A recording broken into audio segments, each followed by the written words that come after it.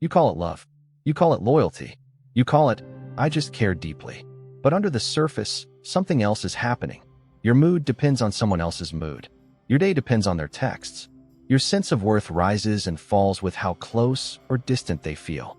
You keep giving more, fixing more, managing more, hoping they will finally choose you, see you, appreciate you. This is not just love.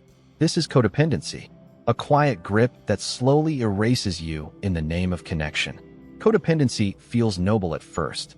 You are the one who understands, the one who stays, the one who sacrifices. You listen to their pain at 3 a.m. You clean up their messes. You tolerate disrespect, inconsistency, even emotional chaos, and tell yourself, they just need more love. You take pride in your patience, your endurance. But underneath, there is a silent bargain. You carry their life, hoping that one day they will carry your heart. You invest in their healing, hoping they will finally choose you back.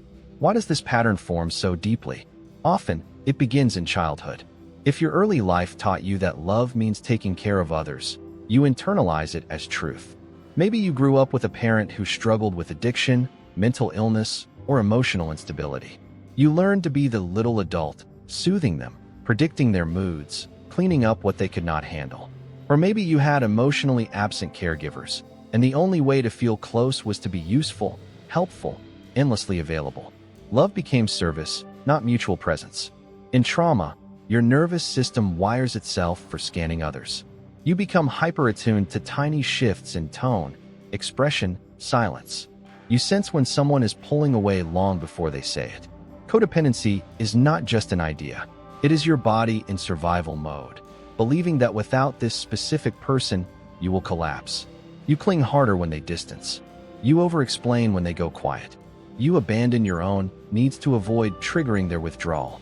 The relationship becomes a storm you are always trying to calm. There is also a core wound at play. I am not enough on my own. Codependency often hides a deep sense of inadequacy. On some level, you feel broken, empty, or unworthy alone. So you unconsciously use the relationship as proof that you matter. If they stay, you feel valid. If they drift, you feel worthless. Instead of building an inner foundation of worth, you lean on their presence like a crutch. Love becomes a bandage over an identity wound that never fully heals because the medicine keeps walking away. Codependency is fueled by fantasy. You do not just love the person in front of you. You love who they could be. You see their potential, their softness, their wounded inner child. You believe your love can heal them, save them, change them. You remember the good days, the intense closeness, and ignore the long stretches of distance, disrespect, or neglect. You create a future in your mind where they finally grow and turn back to you, grateful for your unwavering loyalty. Meanwhile, the present moment keeps hurting. In the name of love, you slowly abandon yourself. You cancel plans for them. You stop hobbies that take time away from them. You silence your feelings to avoid arguments. You tolerate behavior that crosses your own values. You might even lie to friends and family to protect the image of the relationship. Each compromise feels small on its own, but over time, they add up to something devastating: self-erasure. You wake up one day and realize you do not recognize your own life without them at the center. The dark side of codependency is that it keeps both people stuck. When you overfunction, they can underfunction. When you rescue, they do not have to take responsibility. You protect them from consequences, then resent them for not changing. You say, they can't survive without me, but often, it is you who feels unable to survive without the role of the savior. Your identity gets tied to their brokenness. If they heal or leave, who are you then? The relationship becomes a loop of pain that quietly serves both people's wounds. Codependency also distorts your sense of boundaries. You feel responsible for their feelings. If they are upset, you think you failed. If they are distant, you think you did something wrong. You over-explain yourself, apologize for normal needs, take on blame that is not yours. Saying no feels cruel. Taking space feels like abandonment. You might even feel guilty for having a good day when they do not. The line between me and you dissolves. There is no clear separation, just an emotional fusion that drains everyone involved. On a spiritual level, codependency is a form of idolization. You unconsciously place this person in the center of your inner universe. Your intuition, your purpose, your connection to something greater all get quiet because your mind is constantly orbiting around them. You check your phone like it is an altar. You pray, not for your growth, but for them to stay. You confuse attachment with destiny. But love that erases you is not sacred. It is a distortion of love shaped by fear and unmet needs. So how do you begin to loosen this silent grip? First, with radical honesty. Name it, not as an identity, but as a pattern. I tend to lose myself in relationships. I tie my worth to how someone treats me. I overgive to feel needed. Speak it out loud or write it. This breaks the spell of denial. Stop calling it just love when it hurts you more than it heals you. Love can be painful at times, yes, but constant anxiety, confusion, and self-erasure are not love's language. They are trauma speaking through you.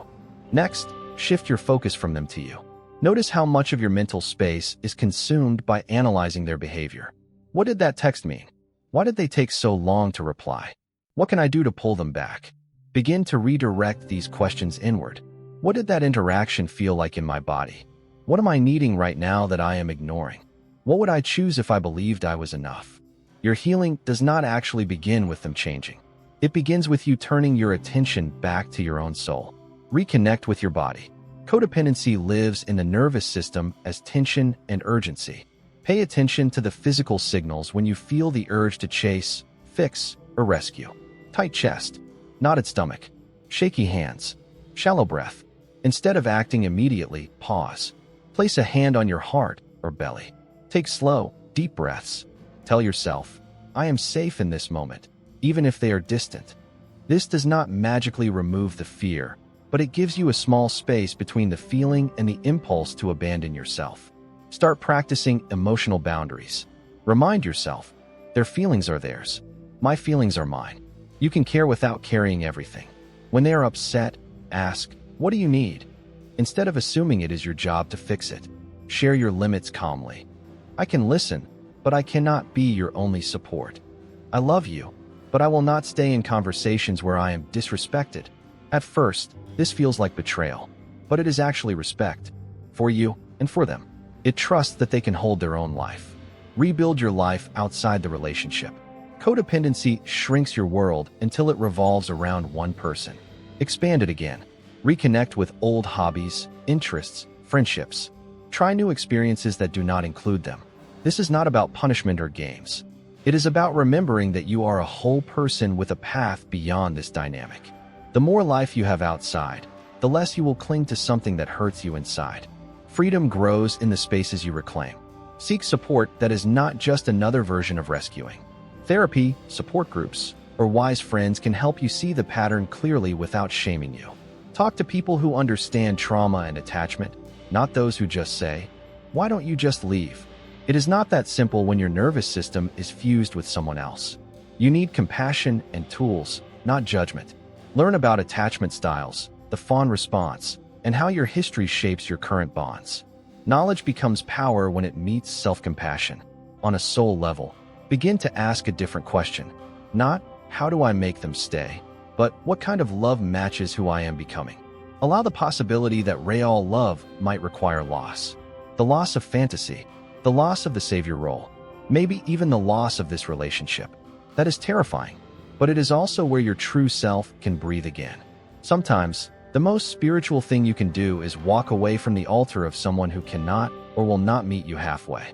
As you loosen the grip of codependency, you might feel empty at first. Without the constant drama, who are you? Without the role of fixer, what is your value? This emptiness is not proof that you made a mistake. It is the space where a new self can form. A self that knows love as mutual, not sacrificial. A self that can be alone without being abandoned. A self that says, I choose me too, and means it. If this feels painfully familiar, you are not broken. You learned to love like this for good reasons. It was how you survived, but you are allowed to outgrow what kept you safe. You are allowed to want a love that does not demand your disappearance. Subscribe for more on trauma, attachment, shadow work, and spiritual awakening. Like if you recognized your patterns in this. Share it with someone who confuses self-erasure with devotion. You were not born to orbit around someone else's chaos. You were born to stand in your own center and let love meet you there.